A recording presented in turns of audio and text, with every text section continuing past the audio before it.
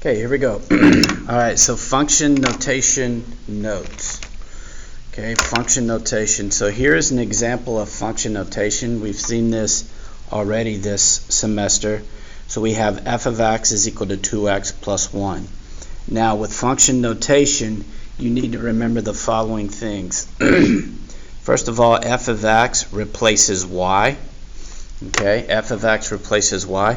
So we could rewrite the function as y is equal to 2x plus 1. So I could easily rewrite this function as y is equal to 2x plus 1. So these are equivalent. They're the same thing. So the f of x is just replacing the y. The next thing to remember is a number is substituted for the x inside parentheses as an input. So you're going to see a lot of this, f of 4. So here's an example, f of 4. So our x, if it's inside the parentheses, then that number, so 4, is going to be an x. Okay? So 4 is x.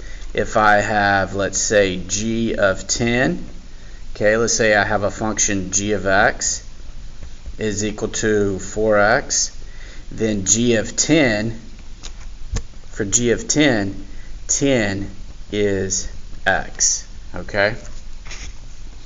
Now notice f of x is pronounced f of x. So go ahead and say that out loud. And then if I have g of x, it's pronounced g of x. Alright?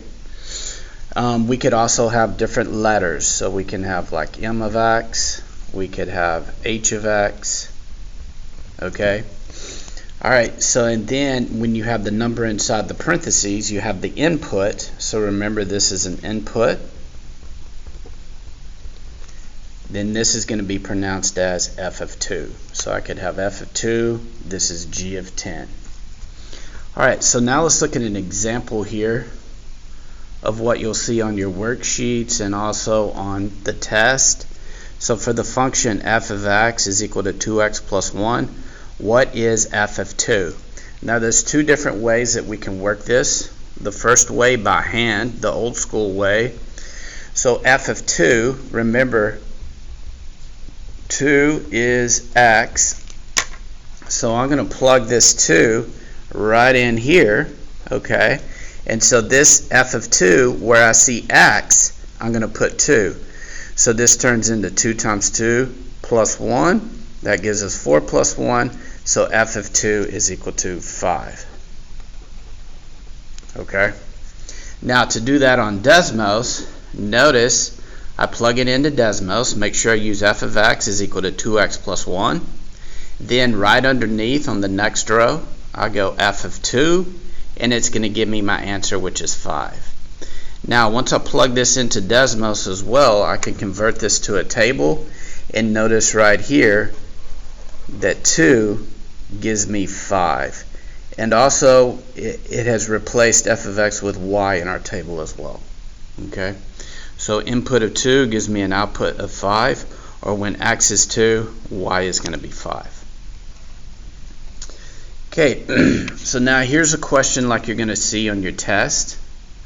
If f of x is equal to negative 1/2 x plus 2, and g of x is equal to 8x minus 15, we want to put a check mark by each statement, each true statement.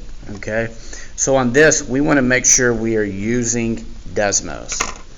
Alright, so let me show you how to set up your Desmos, and then I'll let you answer this one in your notes. So notice how I have Desmos set up. I have f of x is equal to, whoops, that should be negative 1/2 x plus 2, and then I have g of x is equal to 8x minus 15. So on this first one here where it says f of 2 is equal to g of 2, okay, we want to see if that's true. So I can simply do this. Put in f of 2, and then down here I'm going to put g of 2.